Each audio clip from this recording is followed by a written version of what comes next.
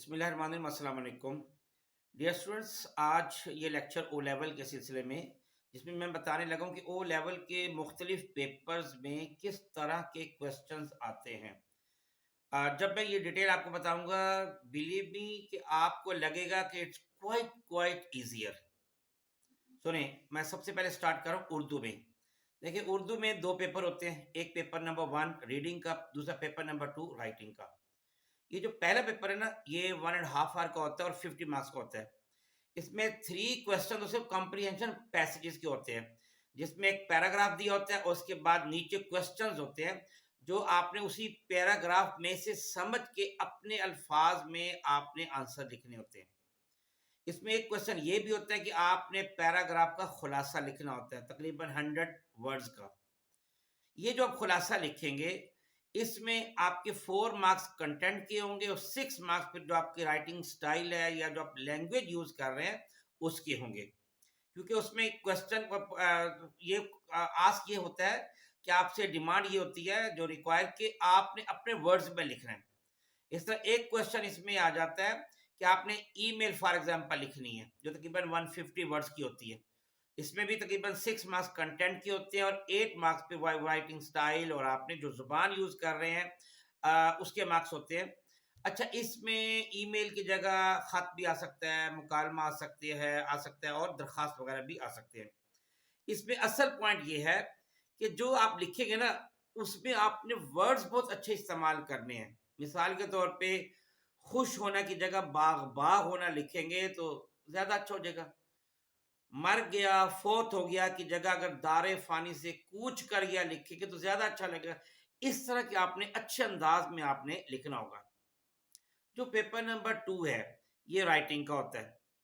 इसमें कुछ part grammar का होता है। अब देखिए कितना आसान क्वेश्चन है। जो पहला पहला क्वेश्चन फॉर एग्जाम्पल इस तरह का होता है जी, आपने दो दो जुमले दिए हुए हैं हर पार्ट में। आपने पहला जुमला पढ़कर दूसरा जुमला इस तरह लिखना है कि मानी ना बदले। फॉर एग्जाम्पल, मैंने ये फिल्म पहले कभी नहीं देखी, एक पहला सेंटेंस है। दूसरा है, मैं डैश ये फिल्म देख रहा हूँ।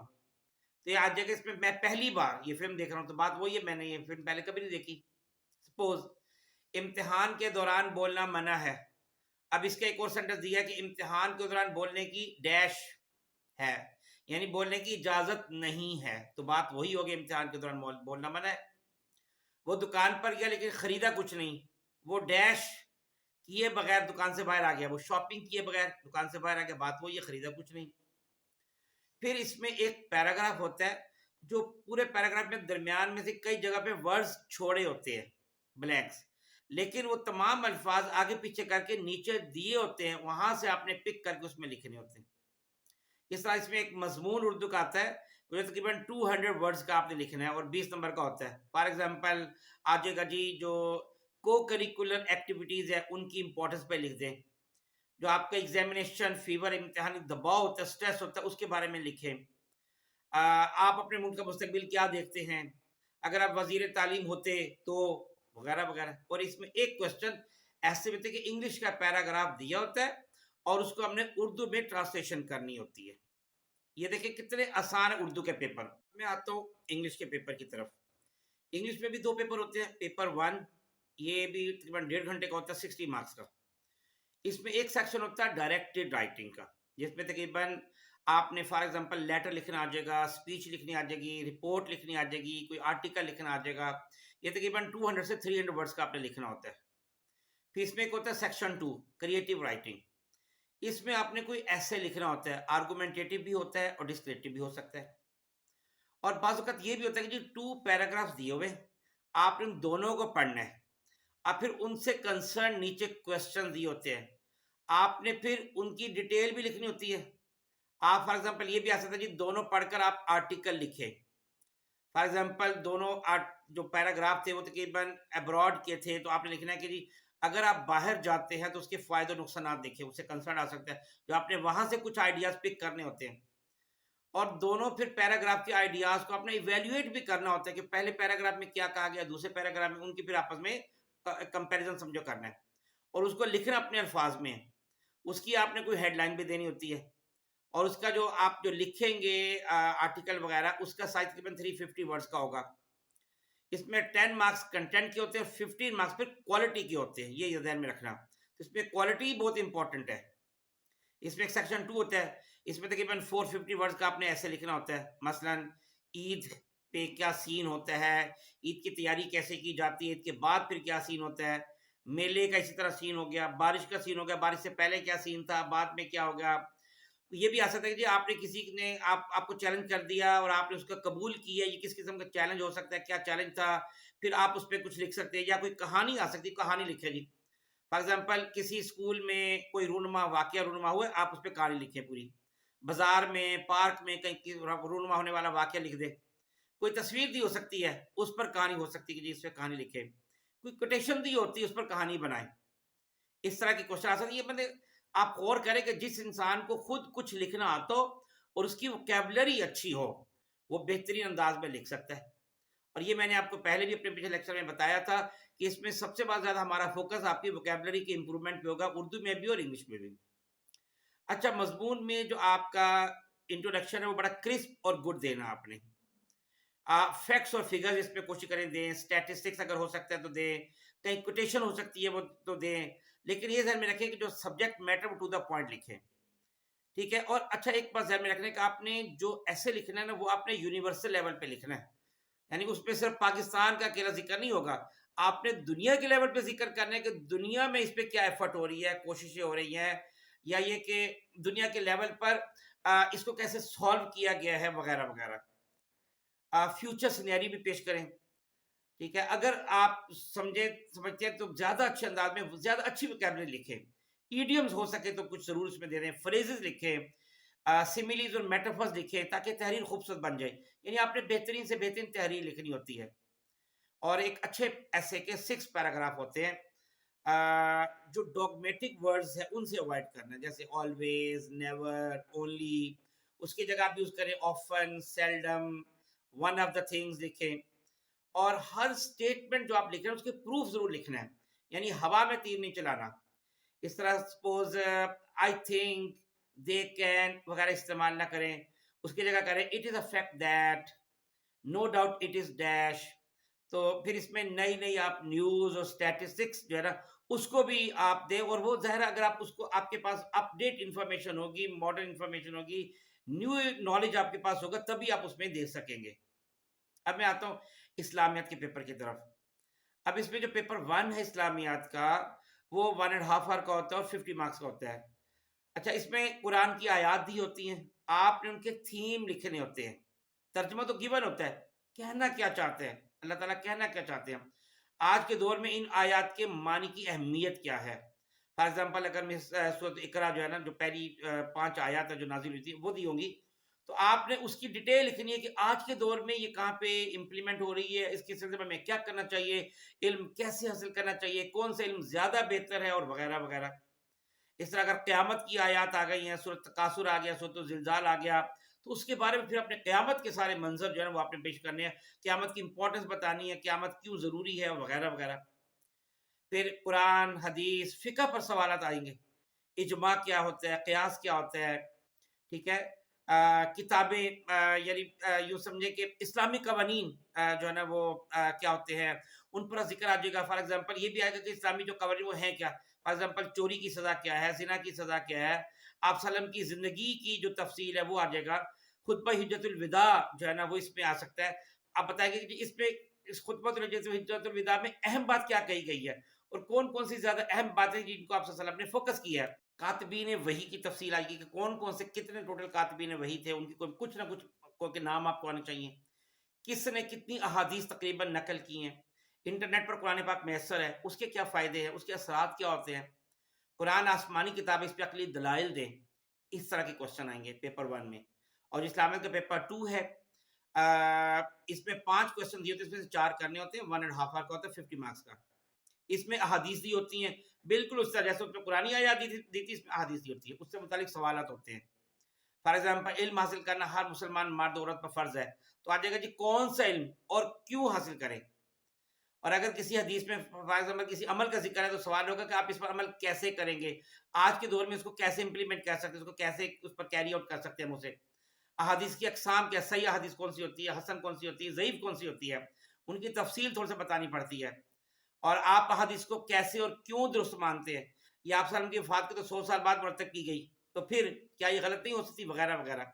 आपने इस पे अपने दलाइल देने हैं, जो आप सल्लम ने गज़वात लड़ी हैं, जंगें हैं, जंगों की अहमियत क्या, उनके नुकसानात क्या हुए, हज़रत उस्मान गनी रज़ियल्लाहु ताला को शहीद क्यों किया गया, बागी कौन थे, कहाँ से आए थे, हज़रत अली रज़ियल्लाहु ताला ने कसास क्यों ना लिया, नमाज़ें कैसे पढ़ी जाती हैं, फॉर एग्ज़ाम्पल ईद की नमाज़ की थोड़ा-सा पता होना चाहिए आपको, जुमा कैसे होता है, जनाज़ा कैसे होता है, नमाज़ इस्तिस्क़ा कैसे होती है, अगर हम नमाज़ ना पढ़ेंगे तो उसके क्या अज़ाब होंगे, दुनियावी, उखरवी, उसके क्या असरात होंगे, जो बंदा नमाज़ पढ़ता है, उस पर कौन-सी रहमतें नाज़िल होंगी। ठीक है, अब मैं आता हूँ इंग्लिश का पेपर 2 की तरफ, ये बीच में मैं स्किप कर गया तो मैं बताने लगा हूँ। ये रीडिंग का पेपर है और इसमें पौने 2 घंटे का होता है और इसमें तकरीबन 50 मार्क्स का। इसमें कम्प्रीहेंशन पैसे दिए होते हैं और इसमें से सवालात जो है ना वो एट द एंड दिए होते हैं, वो आपने जवाब लिखने होते हैं। फिर इसमें आ जाएगा समरी बनाएँ, जैसे उर्दू का था। तो ये जो तहरीर जो आपने हम जो आंसर लिखेंगे, उसमें वोकैब्युलरी और इडियम्स को ज़रा अच्छा यूज़ करना पड़ेगा। इसका मतलब हमें कुछ अहम इडियम्स याद करने पड़ेंगे, वोकैब्युलरी हमें अपनी इम्प्रूव करना पड़ेगी। जैसे फॉर एग्ज़ाम्पल इसमें क्वेश्चन आ जाएगा कि आपने किसी का इंटरव्यू किया है या आप इंटरव्यू दे रहे हैं, वो लिखिए आप, ठीक है ना? आर्टिकल आ जाएगा, रिपोर्ट आ जाएगी, एडवर्टाइज़मेंट आपने किसी चीज़ की करनी है, आप उसके बारे में एडवर्टाइज़मेंट बनाएँ, ईमेल बनाएँ, लेटर लिखें। अच्छा इसमें ये भी आ सकता है कि आपने सिमिलैरिटीज़ और डिफरेंसेस जो है ना वो अपने आइडेंटिफ़ाई करनी होती हैं। कुछ चीज़ों का आ जाएगा जी इसमें कॉजेज़ और इफ़ेक्ट आप इसमें लिखें, फ़ायदे और नुकसानात लिखें, एक्शंस क्या लिखें, उनकी चीज़ों के सॉल्यूशन लिखें, कोई ऐसी चीज़ें आ जाएँगी कि इसके आप फलाँ चीज़ों के कॉजेज़ और इफ़ेक्ट लिखें। मैं फॉर एग्ज़ाम्पल लोग देहात से शहर में मुंतकिल हो रहे हैं, तो आप इसकी कॉज़ेज़ लिखें और इफ़ेक्ट लिखें, कॉन्सिक्वेंसेस लिखें। समरी का क्वेश्चन आता है तकरीबन 160 वर्ड्स का, स्टोरी भी आ सकती है, लेकिन तकरीबन 700 वर्ड्स की स्टोरी इसमें हमने लिखनी होती है। से ज्योग्राफी का पेपर, ये भी तकरीबन पौने घंटे का होता है, 1 ऑवर और 45 मिनट्स और 75 मार्क्स का। इसमें 5 क्वेश्चन दिए होते हैं, इसमें 3 करने होते हैं। फॉर एग्ज़ाम्पल इसमें सेक्शन ए है, तो आप ये देखिए कि इसमें आप ये जब आपको डिटेल बताऊँगा आपको हैरान रह जाएगा कि ये इस तरह की इन्फॉर्मेशन आपको वैसे भी पता होनी चाहिए, हम सबको पता होनी चाहिए और हम ऐसे पेपर हल कर सकते हैं। मैं फॉर एग्ज़ाम्पल दुनिया की आबादी का ग्राफ बनाना है कि किस सन में कितनी-कितनी दुनिया की आबादी बढ़ती रही है, तो कुछ सालों का 5, 10, 15 सालों का हमें पता होना चाहिए। किन-किन सालों में कितनी-कितनी आबादी बढ़ी है और किस मुल्क में सबसे ज़्यादा आबादी बढ़ी है, किसमें सबसे कम बढ़ी है। आबादी बढ़ने की जो पॉपुलेशन की ग्रोथ है उसकी रीज़न क्या होती है और अगर आबादी कम हो रही है, उसकी रीज़न क्या हैं। इंटरनल माइग्रेशन क्या होती है, लोग एक जगह से दूसरी जगह मुंतकिल हो जाते हैं, एक सूबे से दूसरे सूबे में चले जाते हैं, ठीक है, उसकी क्या रीज़न है।